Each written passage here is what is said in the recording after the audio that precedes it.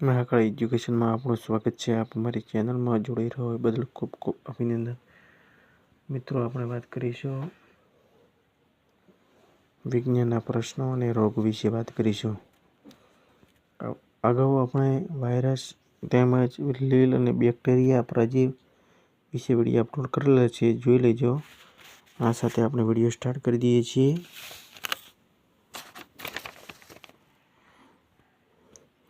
તો વર્મીફાર્મ એપેન્ડિકસ ક્યાં જોવા મળે છે? મોટો આંતરડો. રુધિર ઇન્સ્યુલિન પ્રમાણ વધવામાં લાગે ત્યારે સર્જાતી ખામીને શું કહે છે? હાઇપોગ્લાયસીમિયા. હાઇપોગ્લાયસીમિયા રોગ કયા કારણે શરીરની શ્રેણીરૂપથી સર્જાય છે? ગ્લુકોઝ. ઓસ્ટિયોપોરોસિસ રોગ કોની સાથે સંકળાયેલો છે? હાડકાં. ઓસ્ટિયોપોરોસિસ રોગની મુખ્ય લાક્ષણિકતા શું છે? હાડકાં નબળા પડે છે અને તૂટવાની શક્યતા વધે છે. એઇડ્સનું પૂરું નામ? Acquired immunodeficiency syndrome. એલિસા ટેસ્ટનું આખું નામ જણાવો. Enzyme link immunosorbent and assay. ELISA test કયા રોગ નિદાન માટે કરવામાં આવે છે? એઇડ્સ. વેસ્ટ અને બ્લોસ્ટ શેના માટે કરવામાં આવે છે? એચઆઈવી સંક્રમણ અંગેની માહિતી. એઆરટી થેરાપી કયા રોગની સારવાર કરવામાં આવે છે? એઇડ્સ.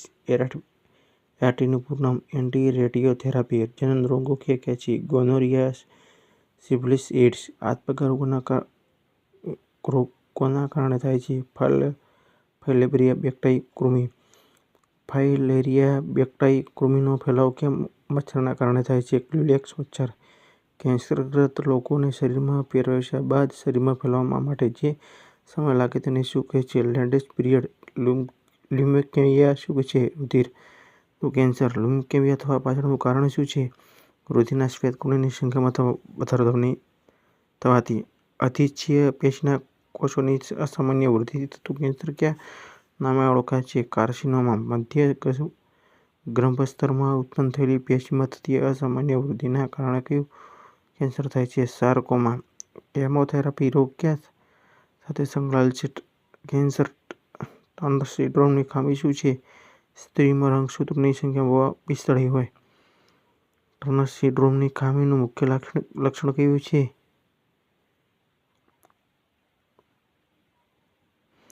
સ્ત્રીમાં વેદમાં આવે છે. ક્લીફેલ્ટર સિન્ડ્રોમની ખામી એટલે શું? પુરુષોમાં રંગસૂત્રોની સંખ્યા 47 હોય.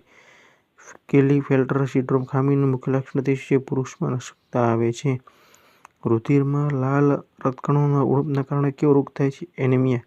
જો શરીરમાં વહન પામતા રુધિરનું દબાણ ઘટી જાય તેને શું કહે છે? હાઇપોટેન્શન. જો શરીરમાં વહન પામતા રુધિરનું દબાણ ઘટાય તેને શું કહે છે? હાઇપરટેન્શન.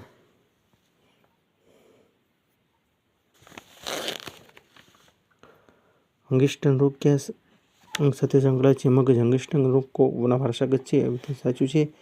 સાચું. હંટિંગ્ટન રોગના મુખ્ય લક્ષણ કયા છે? શરીરના હલનચલનનું નિયંત્રણ કરી શકાય છે. સતત બેચેન મગજથી ભાવનાત્મક સંવેદનશીલ છે. અલ્ઝાઇમર રોગ કયા સાથે સંકળાયેલ છે? મગજ. અલ્ઝાઇમર રોગના મુખ્ય લક્ષણો: યાદશક્તિ ઓછી થવી, બાળક જેવું વર્તન કરવું. વાય રોગ કોની સાથે સંકળાયેલ છે? ચેતાતંત્ર. માર્કિક રોગની સાથે સંકળાયેલ છે? ચેતાતંત્ર. પાર્કિન્સન રોગની મુખ્ય લક્ષણો 50 વર્ષથી ઓછી ઉંમરની પછી થાય છે અને હાથ પગ ધ્રુજારી આવી. પાર્કિન્સન રોગને નિયંત્રિત કરવા માટે કઈ દવાનો ઉપયોગ બને છે?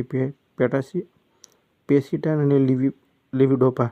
આલ્કોહોલના કારણે મગજનો કયો ભાગ પ્રભાવિત થાય છે? સેરેબેલસ. સેરેબ્રલ પાલ્સી નામની બીમારી સામાન્ય રીતે કોને થાય છે? નાની ઉંમરના બાળકો. લકવો કોની સાથે સંકળાયેલ છે? ચેતાતંત્ર. એન્સેફાલાઇટિસ કયા સૂક્ષ્મજીવોના કારણે થાય છે? વાયરસ. એન્સેફાલાઇટિસ કયા અંગને પ્રભાવિત કરે છે? મગજ. અસ્પષ્ટ દ્રષ્ટિ માટેનો કયો રોગ ખામીયુક્ત હોય છે? કોર્નિયા. કંજક્ટિવિટિસ રોગના મુખ્ય લક્ષણો કયા છે? આંખમાં બળતરા થવી, આંખમાંથી પાણી નીકળવું, પ્રકાશને સહન ન કરી શકે. રોહ રોગ કયા અંગ સાથે સંકળાયેલો હોય છે? આંખ. રોહ રોગના મુખ્ય લક્ષણો. રોહ રોગ કયા સૂક્ષ્મજીવોને કારણે થાય છે? વાયરસ. રોગના મુખ્ય લક્ષણો કયા છે? કોર્નિયાના કદમાં વધારો થવાથી, આંખમાંથી પાણી નીકળવાની, નબળી પડવી.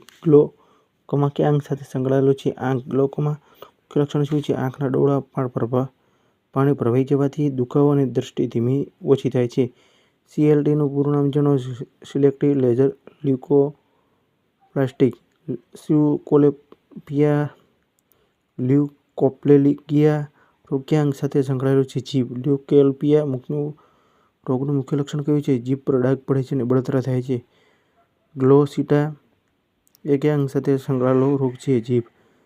સિરિયોસિસ કયા અંગ સાથે સંકળાયેલો રોગ છે? ચામડી. સિરિયોસિસનું મુખ્ય લક્ષણ શું છે? ચામડીને ચાંદી વળખ જોવા પડે છે, ડાઘ પડે છે. સિરસ કયા અંગ સાથે સંકળાયેલ છે?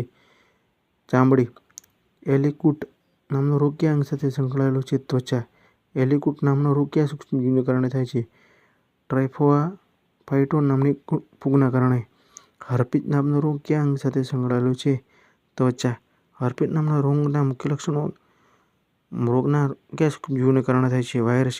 એડાનીની અંશતંત્ર ખામી સર્જાતા કયો રોગ થાય છે? એડિશન. એડિશન રોગનું સૌપ્રથમ વર્ણન કયા વૈજ્ઞાનિકે કર્યું હતું?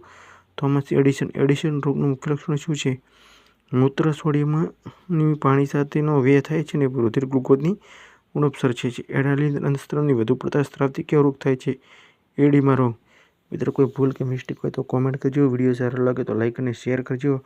આપણે હાલ તો વિજ્ઞાનના વિડીયો અપલોડ કર્યા છીએ અને આવનારા સમયની અંદર સંપૂર્ણ પોલીસ કોન્સ્ટેબલની તૈયારી કરવાના છીએ અને આવનારા સમયની અંદર આપણે રીઝનિંગ તેમજ જનરલ નોલેજના વિડીયો અપલોડ કરવાના છે. એટલા માટે વિડીયોને લાઈક, ચેનલને સબસ્ક્રાઈબ કરી દેજો. અને ગયા સમયની અંદર આપણે બંધારણ, અનુચ્છેદ અને કલમોના વિડીયો અપલોડ કરેલ છે અને વિવિધ રાજ્યોની અંદર બંધારણ જે પૂછાયેલું છે એ પ્રશ્નો અને પરીક્ષાની વિગત પણ લખેલી છે કે આ પ્રશ્નની અંદર આ વિગતનો પ્રશ્ન પૂછાયેલ છે. ધારો કે 2001ની અંદર પૂછાયેલ છે, તલાટીની અંદર પૂછાયેલ છે, પણ બંધારણનો પ્રશ્ન છે. એ રીતના વિડીયો અપલોડ કરેલ છે.